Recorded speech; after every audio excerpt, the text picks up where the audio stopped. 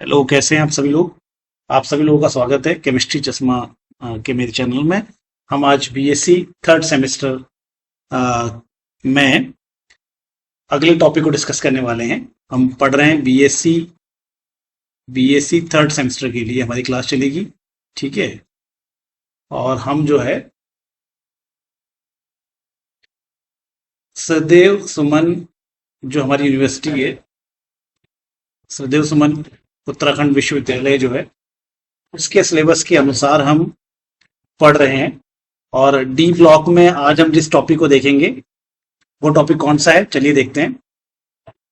तो हम जिस टॉपिक को आज पढ़ने वाले हैं वो टॉपिक है हमारा comparative study of 3D 4D and 5D elements with respect to complex formation tendency.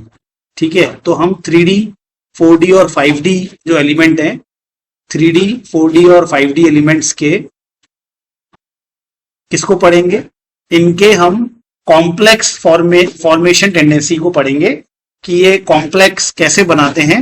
उस टेंडेंसी को हम पढ़ने वाले हैं। थोड़ा बाहर से शोर आ रहा है, माफ कीजिएगा।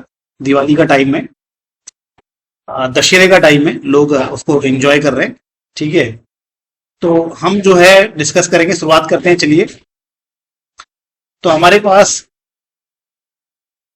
तो सबसे पहले बिल्कुल सिंपल हम जाएंगे, यहाँ पे बहुत ही सरल सी बात करने वाले हैं, बहुत ही आसान सी बात होगी कि जो 3D के एलिमेंट्स होते हैं वो कॉम्प्लेक्स बनाते हैं। कॉम्प्लेक्स आपको पता है कि एक मेटल को जब लिगेंड्स अपने इलेक्ट्रॉन पेयर देता है, जब कोई मॉलिक्यूल अपने इलेक्ट्रॉन पेयर मेटल को देता है, तो उस मॉलिक्यूल को, उस आयन को, उस स्पीशीज को हम लिगेंड कहते हैं।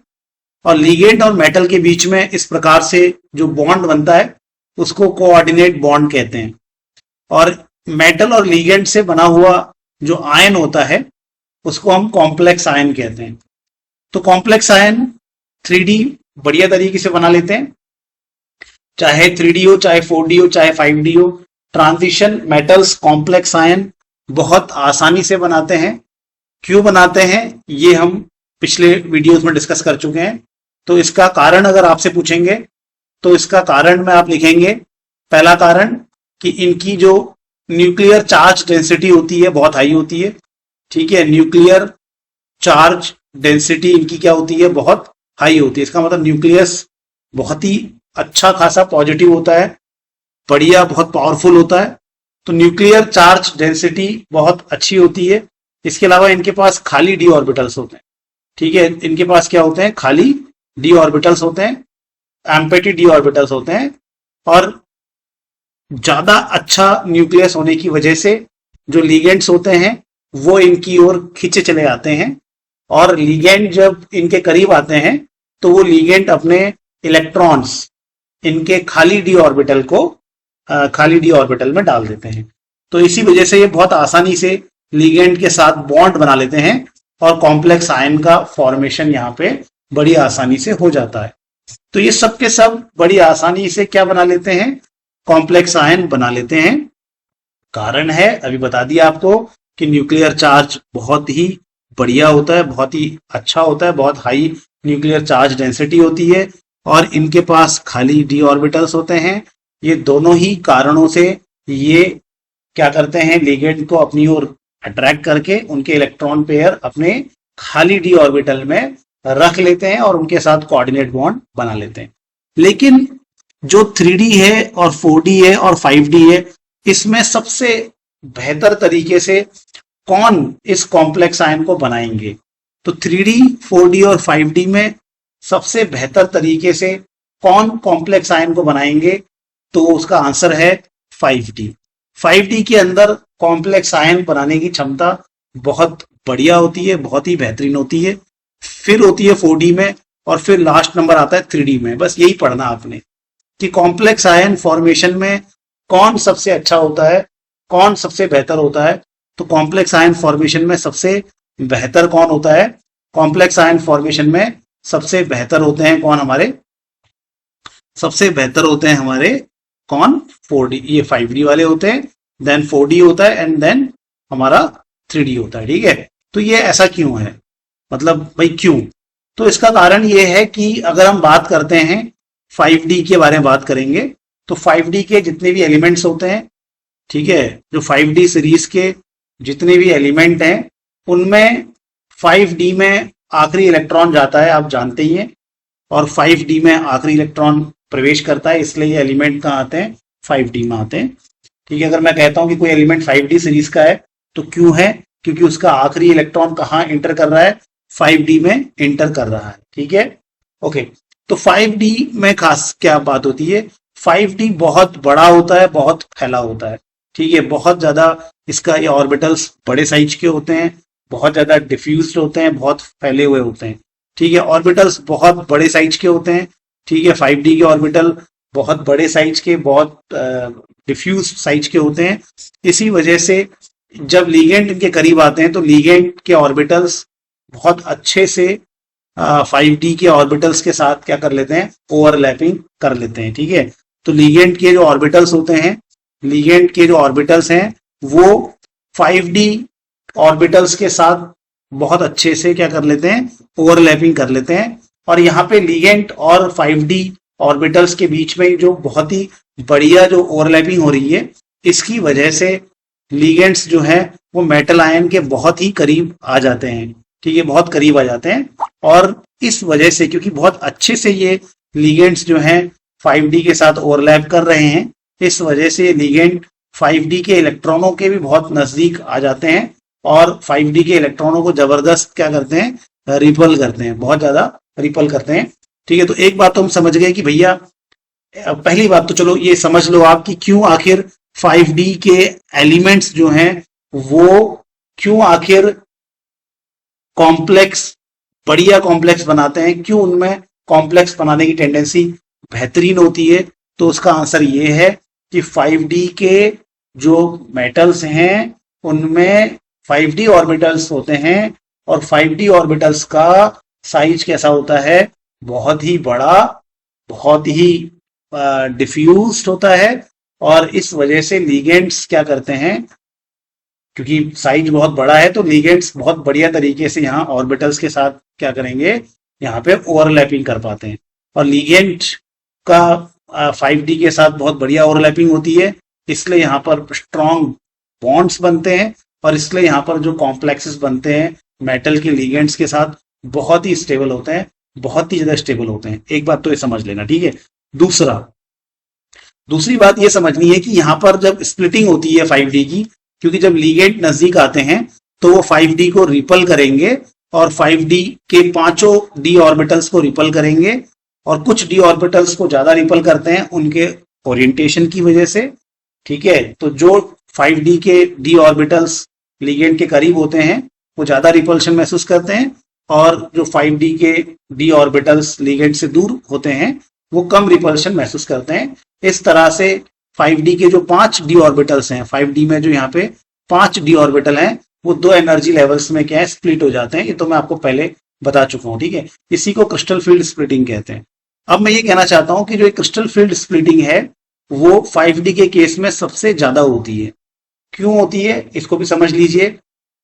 मेरी बात समझने में क्या कह रहा हूं, पहली बात तो ये समझना है आपने कि 5D के जो एलिमेंट्स होते हैं वो क्या करते हैं, बहुत ही स्टेबल क्या बनाते हैं, कॉम्प्लेक्स बनाते हैं। ठीक है, बहुत ही स्टेबल कॉम्प्लेक्स बनाते हैं। कहने का मतलब यहां पर जो मेटल होता है, 5D मेटल होता है, वो लीगेंड्स के साथ बहुत ही अच्छे बॉन्ड बनाता है। क्यों, क्योंकि इसका कारण क्या है कि जो 5D के जो मेटल्स होते हैं उनके पास तो 5D ऑर्बिटल है, और 5D ऑर्बिटल कैसा होता है, बहुत ही बड़ा, बहुत ही डिफ्यूज होता है, और बहुत अच्छे से वो लीगेंड्स के साथ, क्योंकि बड़े साइज का है तो लीगेंड्स के ऑर्बिटल्स बहुत अच्छे से 5D ऑर्बिटल्स के साथ ओवरलैपिंग करते हैं, मैक्सिमम ओवरलैपिंग होती है, इसलिए यहाँ पे स्टेबिलिटी अच्छी खासी आ जाती है। तो एक बात तो ये बता दी मैंने आपको। ठीक है, अब दूसरी बात ये समझना, जो दूसरी बात मैं बताऊंगा वो ये है कि जब जब 5D मेटल, जो 5D में जो सीरीज में जो मेटल्स हैं उनके नजदीक जब लीगेंड्स आते हैं, तब ये जो लीगेंड्स होते हैं ये 5D के जो 5D हमारा ऑर्बिटल है, वो हम थोड़ा छोटा कर लेते हैं इसको।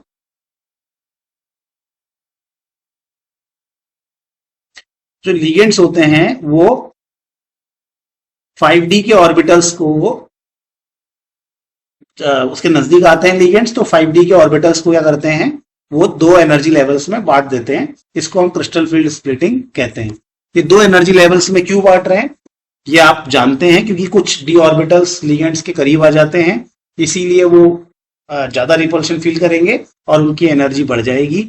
और कुछ डी ऑर्बिटल्स लिगेंड से दूर चले जाते हैं और इसी वजह से उनकी एनर्जी कम, मतलब दूर रहते हैं उनके ओरिएंटेशन की वजह से, इसी वजह से उनकी एनर्जी कम हो जाती है और वो कम एनर्जी के हो जाते हैं।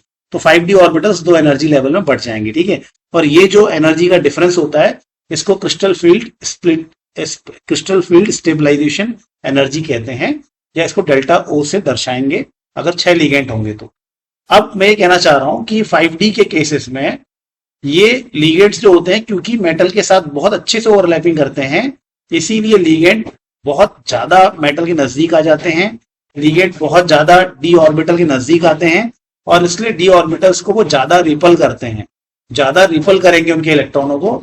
इसीलिए 5D के केस में ये एनर्जी गैप बहुत ज्यादा होगा। 5D के केस में ये एनर्जी गैप ज्यादा होगा, ठीक है। अगर एनर्जी गैप ज्यादा है, मान लो मुझे 4 इलेक्ट्रॉन भरने हैं, तो 1 2 3, चौथा इलेक्ट्रॉन ऊपर नहीं जाएगा, नीचे रहेगा, चौथा इलेक्ट्रॉन ऊपर नहीं जाएगा, नीचे रहेगा। तो यहां पर जो स्पिन होगा कॉम्प्लेक्स का, स्पिन यानी कि कितने सिंगल इलेक्ट्रॉन हैं, उसको कहते हैं स्पिन। तो यहां पर जो स्पिन होगा कॉम्प्लेक्स का वो कैसा हो जाएगा, लो स्पिन हो जाएगा, ठीक है। तो दो बातें हैं, एक तो 5D के जो मेटल्स होते हैं वो स्टेबल कॉम्प्लेक्स बनाते हैं और उनका स्पिन कैसा रहता है, लो रहता है, ठीक है। यही चीज थोड़ा बहुत 4D में भी होती है, क्योंकि जैसा 5D ऑर्बिटल होता है वैसा ही 4D ऑर्बिटल भी होता है, लेकिन 4D ऑर्बिटल थोड़ा छोटे साइज का होता है। 3D तो बहुत ही छोटे साइज के होते हैं। 3D के केस में लिगेंड्स जो हैं वो डी ऑर्बिटल के साथ ओवरलैपिंग ढंग से नहीं कर पाते हैं और वहां पे कॉम्प्लेक्सेस ज्यादा स्टेबल नहीं होते हैं। और क्योंकि लिगेंड्स डी ऑर्बिटल के साथ ढंग से ओवरलैपिंग नहीं कर पाते, इसलिए लिगेंड यहाँ पे डी ऑर्बिटल के बहुत करीब भी नहीं आ पाते और डी ऑर्बिटल के इलेक्ट्रॉनों को 3D के केस में वो ज्यादा रिपल भी नहीं करते हैं। और इसी वजह से 3D के केस में स्प्लिटिंग जो है वो ज्यादा अच्छे से नहीं होती, ये एनर्जी गैप कम रहता है, ये एनर्जी गैप कम रहता है। इसलिए मान लो अगर 3D होता है, ये 5D नहीं होता, तो ये एनर्जी गैप क्या होता है, कम होता। और ये एनर्जी गैप अगर कम होता है तो हम क्या करेंगे, 4 इलेक्ट्रॉन भरेंगे तो 1 2 3 और चौथा इलेक्ट्रॉन ऊपर चला जाएगा, ठीक है। तो ये क्या हो जाएगा, यहाँ पे सिंगल इलेक्ट्रॉनों की संख्या बढ़ जाएगी, ठीक है, सिंगल इलेक्ट्रॉनों की संख्या बढ़ जाएगी और कॉम्प्लेक्स कैसा हो जाएगा, हाई स्पिन हो जाएगा, ठीक है। तो 3D के केस में कॉम्प्लेक्स कैसा रहता है, हाई स्पिन रहता है। तो बस यही बात है यहाँ पे लिखी हुई है, मैं आपको दिखा देता हूं, ठीक है, एक बार देख लीजिए आप इसको। तो यही बातें मैंने जो अभी आपको समझाई है, उम्मीद है देखो आप यहां से आप समझ सकते हैं कि 3D के केस में क्या होता है, 3D का साइज कैसा होता है, छोटा होता है, इसीलिए यहां पर क्या है, ओके। तो ये आखिर मतलब इसमें ये इसका क्या कहना चाह रहा है, ये कहना चाह रहा है कि ये लाइन कहना चाह रही है कि क्यों आखिर ये कॉम्प्लेक्स बनाते हैं। तो साइज छोटा होता है, चार्ज डेंसिटी अच्छी होती है, तो कॉम्प्लेक्स आसानी से बना लेते हैं, ठीक है, और कॉम्प्लेक्स आसानी से बना लेते हैं, ठीक है। ये तो हो गया।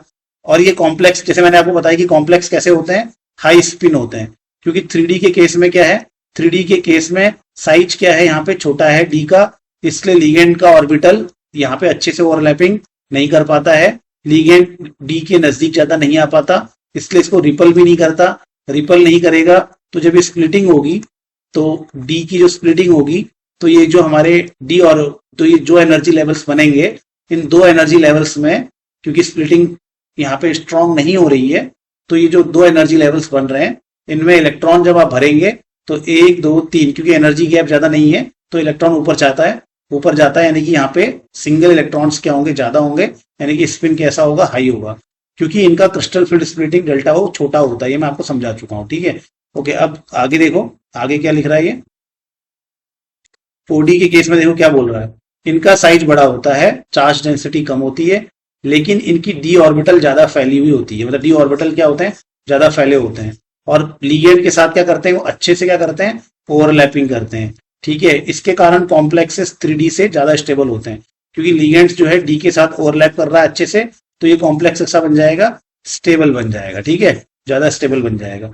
और क्योंकि यहाँ पर लिगेंड क्या है, मेटल के डी ऑर्बिटल के साथ अच्छे से क्या कर रहा है, ओवरलैपिंग कर रहा है, अच्छे से ओवरलैपिंग कर रहा है, इसकी वजह से लिगेंड जो है वो मेटल के डी के क्या आ जाएगा, नजदीक आ जाएगा और इसको रिपल करेगा तो इसको ज्यादा स्ट्रांगली रिपल करेगा। तो ये जब स्प्लिट होगा, दो लेवल्स में स्प्लिट होगा, तो इनके बीच में एनर्जी का डिफरेंस ज्यादा आ जाएगा और एनर्जी का डिफरेंस ज्यादा होगा तो ज्यादा से ज्यादा इलेक्ट्रॉन नीचे ही रहने की कोशिश करेंगे और स्पिन क्या हो जाएगा, यहाँ पे लो हो जाएगा। तो यहाँ पे स्पिन कैसा रहता है, यहाँ पे लो स्पिन कॉम्प्लेक्सेस का फॉर्मेशन होता है यहाँ पे, ठीक है। तो ये भी बात आप समझ लेना, यहाँ पे लो स्पिन कॉम्प्लेक्स बनते हैं क्योंकि यहाँ डेल्टा ओ बढ़ जाता है, ठीक है। In simple word 4D complexes ज्यादा स्टेबल होते हैं लेकिन लो स्पिन होते हैं, ठीक है। ये बात मैं आपको डिटेल में बता चुका हूँ, ठीक है। बहुत आसान है, बहुत आसान सी बात है। और 5D का तो कहना ही क्या है, 5D सीरीज में तो और बढ़िया होता है। 5D सीरीज में तो 5D का साइज तो और ज्यादा फैला हुआ होता है। लिगेंड बहुत स्ट्रांगली अट्रैक्ट होते हैं, बहुत स्ट्रांगली बॉन्ड बनाते हैं। लिगेंड यहाँ पर 5D के साथ इतना अच्छे से, ये 5D है मान लो, तो इतने अच्छे से लिगेंड यहाँ पे ओवरलैप करते हैं कि इतना स्ट्रॉन्ग बॉन्ड बनता है कि कॉम्प्लेक्सेस बहुत ही स्टेबल हो जाते हैं, कॉम्प्लेक्सेस बहुत ही स्टेबल हो जाते हैं। अब क्योंकि लिगेंड बहुत ही अच्छे से यहाँ पे आ रहा है नजदीक डी के, तो डी को ये बहुत ही ज्यादा क्या करता है, रिपल करेगा, डी को बहुत ज्यादा रिपल करेगा। तो दो एनर्जी लेवल्स में ये बहुत अच्छे से स्ट्रांगली रिपल करेगा, तो इन दोनों एनर्जी लेवल्स के बीच में बहुत ज्यादा एनर्जी का क्या होगा, डिफरेंस होगा। बहुत ज्यादा एनर्जी का डिफरेंस होगा तो इलेक्ट्रॉन्स ऊपर नहीं जाएंगे, नीचे ही रहेंगे, जोड़े में आ जाएंगे, सिंगल इलेक्ट्रॉन कम हो जाएगा, यानी कि लो स्पिन हो जाएगा कॉम्प्लेक्स कैसा जाएगा, लो स्पिन हो जाएगा, ठीक है। तो ये बात मैंने आपको बता दी। तो बेटा सबसे अच्छा कौन बनाता है कॉम्प्लेक्स, 5D बनाएगा, देन कौन बनाएगा 4D, और फिर कौन बनाएगा 3D, ठीक है। तो उम्मीद है कि आपको बात समझ में आ गई होगी। धन्यवाद वीडियो देखने के लिए। लाइक शेयर एंड सब्सक्राइब कीजिए चैनल को। धन्यवाद, आपका दिन शुभ हो।